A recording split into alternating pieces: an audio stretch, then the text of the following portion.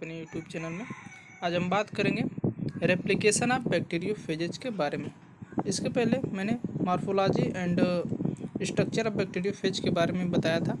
अगर आप वो वीडियो नहीं देखें तो आप हमारे यूट्यूब चैनल के माध्यम से वो वीडियो देख पाएंगे।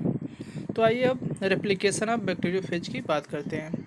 जैसे बैक्टीरियोफेज को क्या हम बोलते हैं, फेजेज बोलते हैं।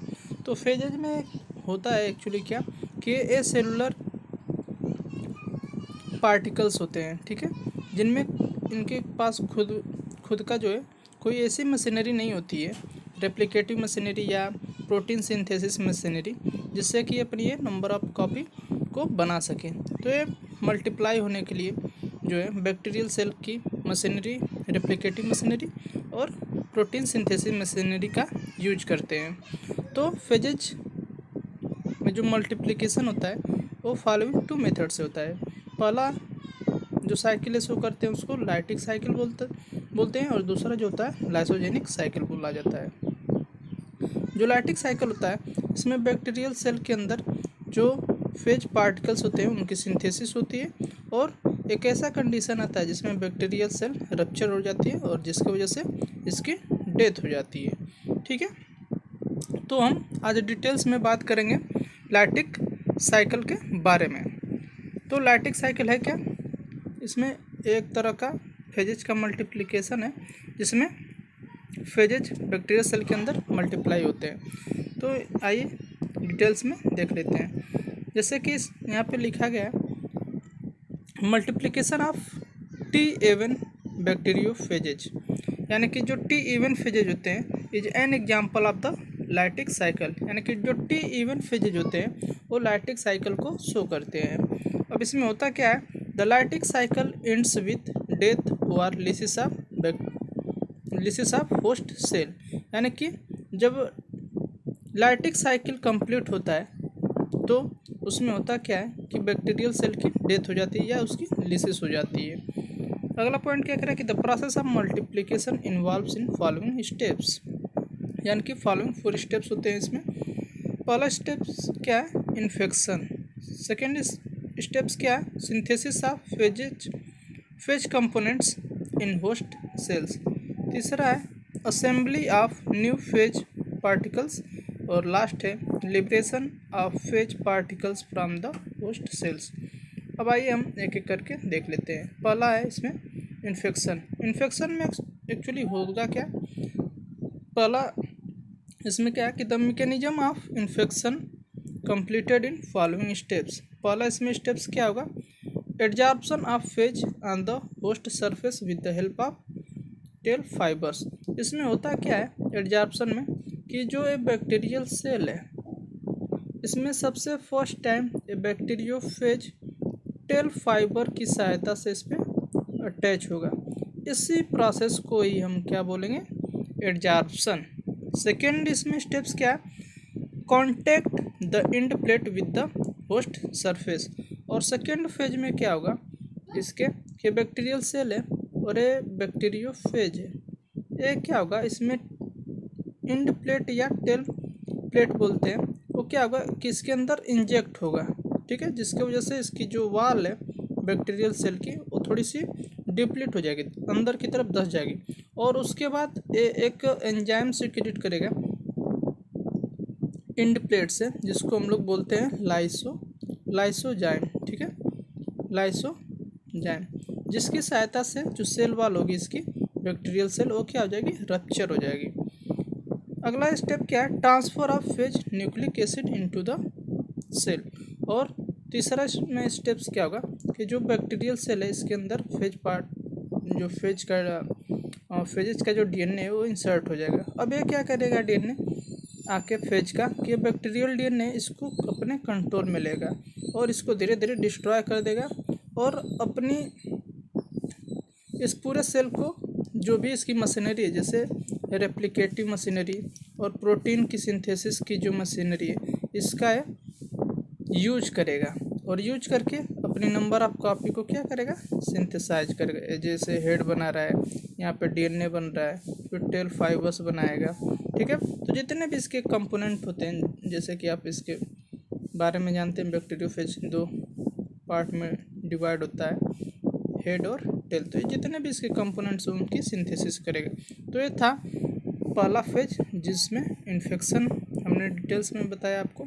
अब दूसरा मेन स्टेप्स के बारे में देखते हैं, synthesis of phage components in the host cell.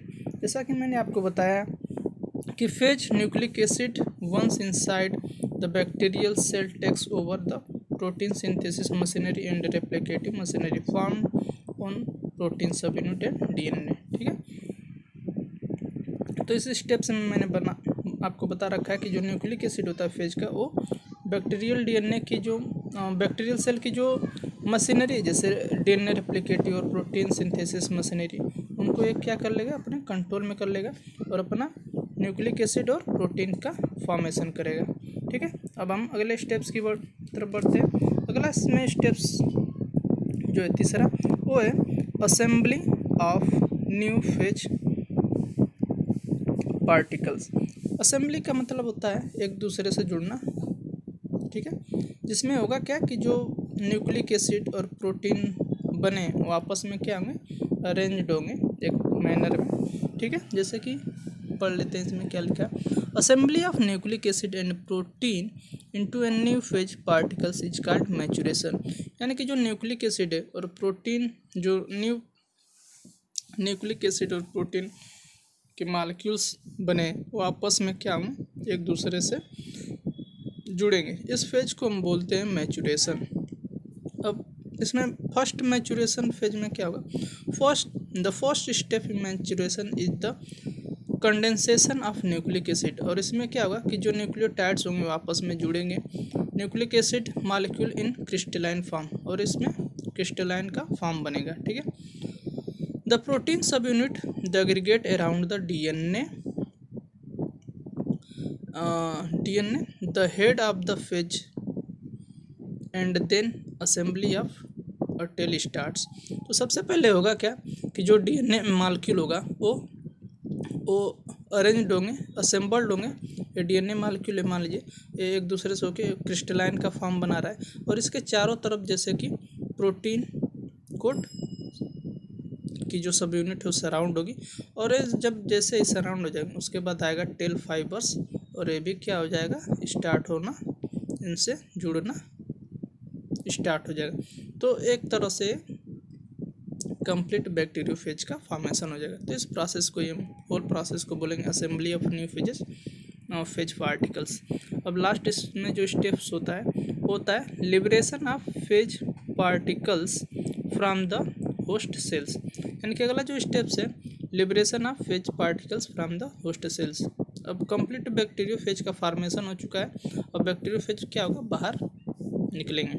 कह रहा है कि the entire cycle phase development is completed in 30 to 90 minutes.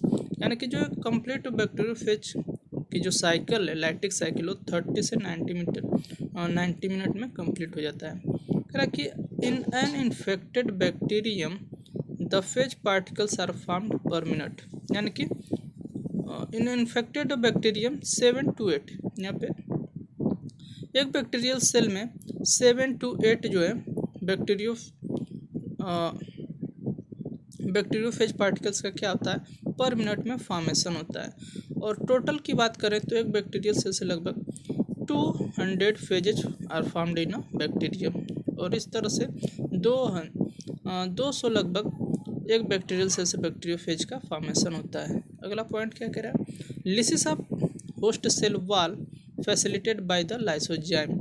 और इस तरह से क्या होगा कि जब न्यू बैक्टीरियोफेज बन जाएंगे तो बैक्टीरियल सेल वॉल क्या होगी, रप्चर्ड होगी with the help of the lysozyme, और इसका जो सिक्रीशन है कहाँ से होगा, फेज डीएनए से। ठीक है, secreted by the phage DNA in host cell. अब अगला पॉइंट क्या करा कि the host cell rupture as a result of lysis and phage particles are liberated. और इस तरह से जब बैक्टीरियल सेल रप्चर हो जाएगी तो न्यू बैक्टीरियोफेज क्या हो जाएंगे, बाहर निकल जाएंगे। ये बैक्टीरियल सेल रप्चर हो रही और इसमें से जैसे कि बैक्टीरियोफेज ये है और ये बाहर की तरफ निकलेंगे। ठीक है, तो ये था ऑल अबाउट रेप्लिकेशन और multiplication of bacteriophage by lytic cycle. इसके बाद हम लेके उपस्थित होंगे लाइसोजेनिक साइकिल भी। ठीक है, ये फिगर है, इसका पूरा स्टेप वाइज स्टेप आप देख सकते हैं कि इसमें पहला जो स्टेप है वो है एडजॉर्प्शन का, जिसमें बैक्टीरियोफेज क्या हो रहा है, इससे अटैच हो रहा है। सेकेंड में क्या हो रहा है कि ये अपना डीएनए जो है इस बैक्टीरियल सेल के अंदर ट्रांसफ़र करे, यानी कि सेकेंड स्टेप क्या है, transfer of phage nucleic acid into host cell. तीसरा स्टेप क्या है इसमें कि synthesis of phage component into the host cell. और इस फिगर में आप देख रहे हैं कि मेनी पार्ट ऑफ जो बैक्टीरियल सेल बैक्टीरियोफेज है उसका सिंथेसिस हो रहा है। हेड बन रहा है, डीएनए बन रहा है, टेल फाइबर्स बन रहे हैं, यहाँ पे देख रहे हैं आप। ठीक है, चौथा है assembling of new phase particles. और चौथे स्टेप में क्या हो रहा है, आप देख पा रहे हैं कि बैक्टीरियोफेज एक दूसरे से जुड़ रहे हैं। और पांचवें में क्या हो रहा है, lysis of host cell, liberation of phage particles.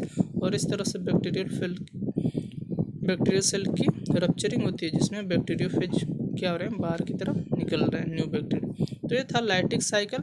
आप इसको एक बार मैं अच्छे से दिखा देता हूँ, पूरे फेज लिटिक साइकिल को आप इसको अच्छे से ड्रा कर लीजिएगा। तो ये था ऑल अबाउट बैक्टीरियोफेज के लाइटिक साइकिल के बारे में। अब अगला वीडियो हम इसके लाइसोजेनिक साइकिल पे लेके उपस्थित होंगे। अगर ये वीडियो आपको अच्छा लगे तो ज़्यादा से ज़्यादा लाइक करें, शेयर करें और कमेंट्स में ज़रूर करके बताएं कि ये वीडियो आपको कैसा लगा। Thank you everyone.